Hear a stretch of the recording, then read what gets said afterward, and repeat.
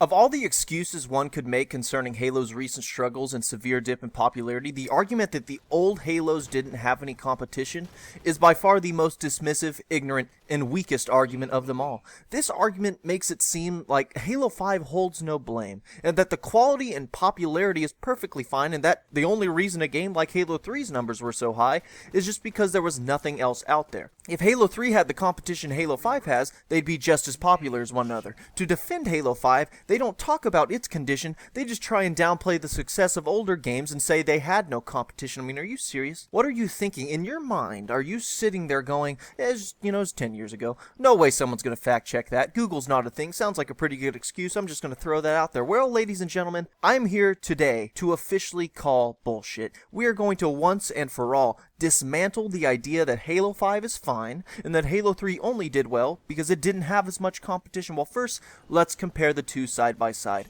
Here we have an official chart from Xbox's very own Larry Herb, better known as Major Nelson, for the years 2007 through 2009. For those 3 years, Halo 3 was the most popular game on Xbox and would only finally be dethroned by Modern Warfare 2, which released at the end of 2009, over 2 years after Halo 3's initial release. And even then, it remained in the top 3 until Halo Reach came out. Now, on a week-to-week basis, it was not indefinitely at the #1 spot, but the majority of the time it was, and over the course of a year, 3 years in a row, it was the most played game. Fast forward now to Halo 5, a year and a half after its launch. It's currently sitting as the 22nd most popular game on Xbox Live, and it's been fluctuating at that position for quite some time. Now, briefly, depending on when you watch this, it may not be current. Hell, maybe at the time this gets uploaded, it will have changed. I expect a few games like ESO to fall behind, maybe a few games like Gears of War 4, Battlefront, it'll creep out in front. So just keep in mind that this video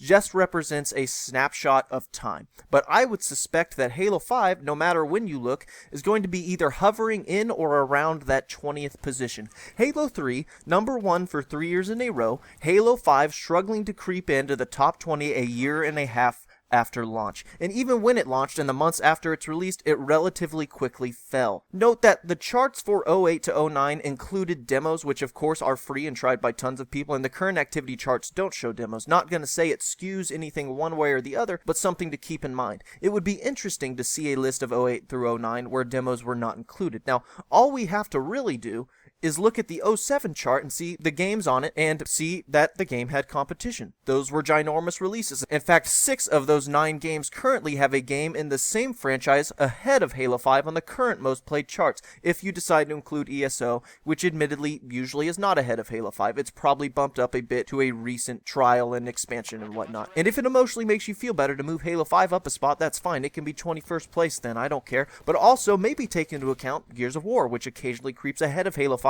is a few spots behind it now. They go back and forth a little bit. Bottom line, Halo 3 had competition. Those are big names, and I could probably leave it at that, but I'm not going to, because that doesn't show the full story. And ladies and gentlemen, I do not want there to be any doubt that the Halo had no competition back then argument is without a shadow of a doubt bullshit. So what we're going to do is we're going to focus in on those 3 years where Halo was the most popular game on Xbox. Now, of course, Halo 2 was incredibly popular as well, but let's really focus in on the competition where Halo was at its peak and apparently didn't have any competition. So we're going to take a look at the games just releasing between 06 through 09, the year before and the 3 years after. That's fair, right? That fits the window of competition. Halo 5 is competing with games that are older than it, and we're going to compare it to the competition Halo 5 is facing today. Are you ready? Of the 18 different franchises that are currently ahead of Halo 5 on the most played charts, 12 of them had at least one game released in their respective franchise during that 2006 to 09 window of time on the Xbox 360.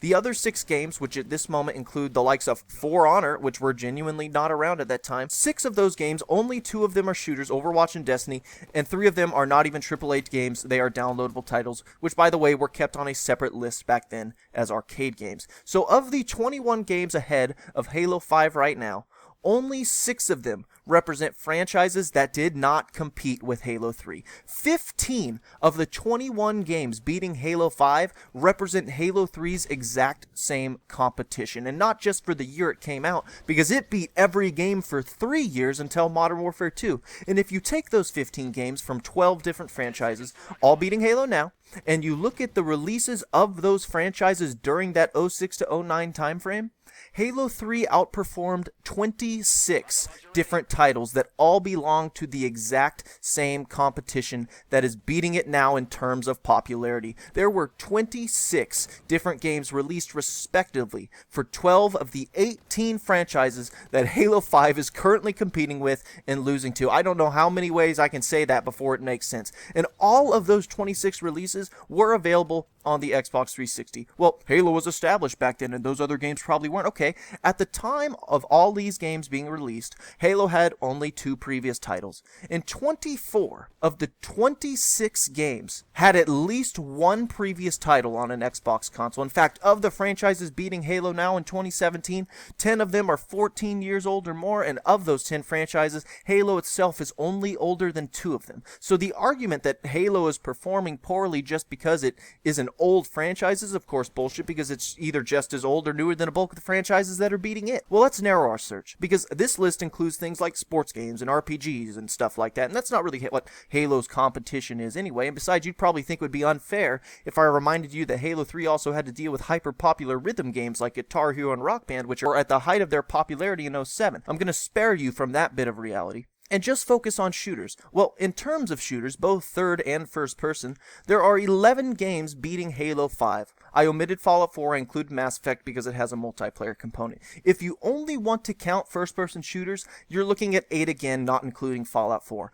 Of those 8 first-person shooters, only 2 of them belong to a franchise that did not compete with Halo 3. And if you look at shooters in general and you count all 11, that number is still 2. GTA, Ghost Recon, Mass Effect all had releases in Halo 3's competitive window. And the first-person shooters, take a look at this. Rainbow Six Siege currently sitting at a very respectful 5th place on the Xbox Live charts. It's had great growth in terms of popularity. Halo 3 competed with both Rainbow Six Vegas and Rainbow Six Vegas 2, both releasing during Halo's 06 to 09 window of competition. Also, both placed on the yearly top 20 Xbox Live games at some point. Battlefield 1 sitting in the top 10 games, very respectful again. And in fact, I've recently seen it in the top 3. Well, Halo 3 went up against the original Bad Company in 08, which also made the top 20 for that year. And also, as a quick side note, Battlefield 2 had been previously released on the Xbox 360.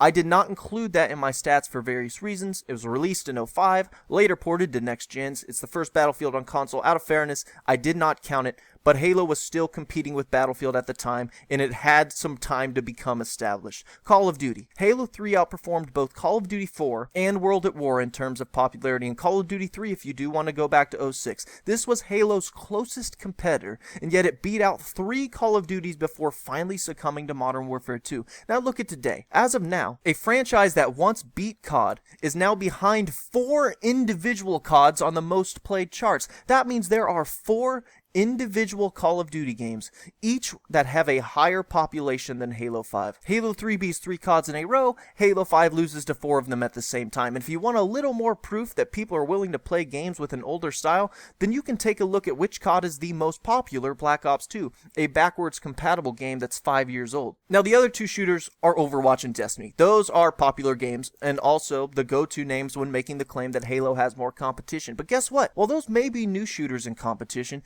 you seem to have conveniently forgotten the games Halo used to compete with that aren't around anymore, and some of these are big franchises like Medal of Honor and both Left 4 Dead 1 and 2. Have people forgotten how popular the Left 4 Dead games were? For every single game you can point to that is genuine new competition for Halo, Overwatch, Destiny, Titanfall, you can go back and find a shooter that Halo 3 competed with that Halo 5 doesn't have to. If at this point, after all the evidence I've given you, you still think the excuse Halo didn't have competition back then is still a good argument, you are delusional. The overwhelming majority of Halo's competition today are the exact same games it was competing with when it was at its peak. And while you may think up a few titles here and there, which most likely will be irrelevant because I already named the popular ones, you are only thinking of them because they are fresh in your mind and new. But that doesn't mean you can't go back to 06 to 09 and find titles that received a comparable amount of attention. Some will try and say, oh, well, Halo was ahead of its time with community and social features. It was the most desirable game to play with friends, and other games caught on. And look, there's no doubt in terms of social features,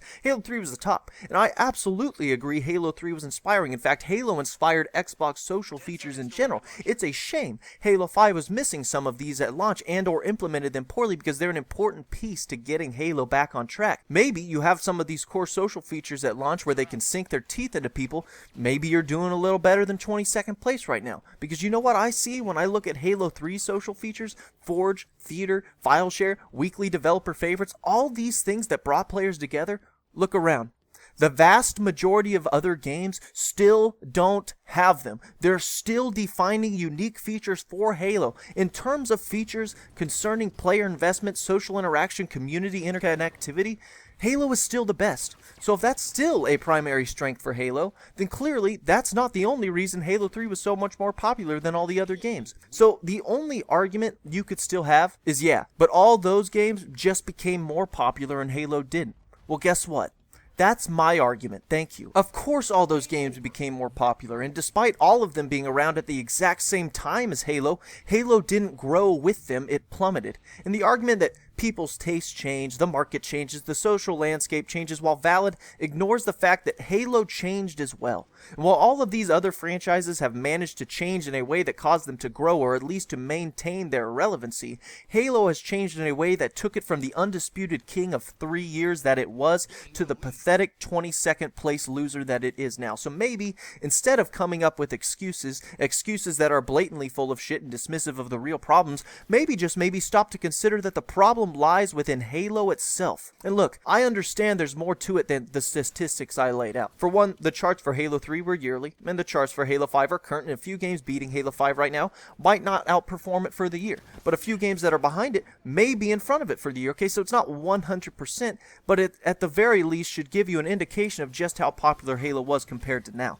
And you can say the market's changed, interest changed. You're not wrong. Those things are not quantifiable, though. They are an excuse. And while I can understand it not being number one, I get it, nothing can be the top dog forever. This is Microsoft's flagship title. This was arguably the biggest game in the world for years. Slipping a few spots, fine. But for it to fall from number one to out of the top 20, despite the same games that were around back then representing its competition now, it's got to be more than that. It's got to be more than all of these excuses. Something is wrong with Halo. And it's not just one thing.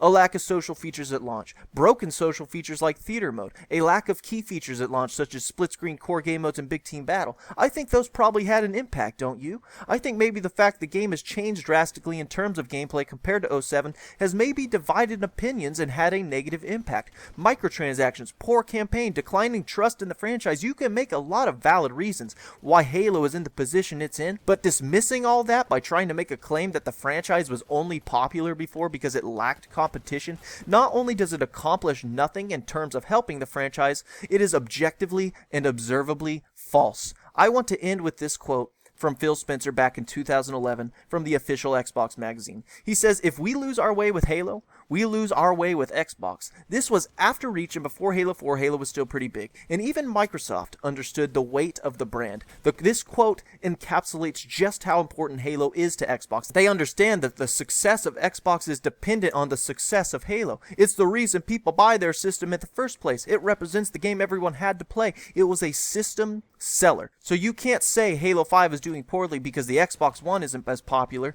because Halo is supposed to be the reason you buy an Xbox in the first place, and for a game that was considered that important, that is arguably responsible for the relevancy of the Xbox brand itself, to now be sitting as the 22nd most popular game on the platform it built, the brand that Halo was once synonymous with, something's wrong. Stop making excuses for it. Stop pretending everything is okay. Acknowledge there's a problem so we can fix it. And if you still want to sit there and act like everything's great, then I'm sorry, I don't know how to help you. But if you love Halo, if this video has changed your mind about things or confirmed what you already believed, then it's time to stop with these nonsense arguments and get this franchise back on track. And I hope you'll join me as I and many others continue to try and do that. Till next time.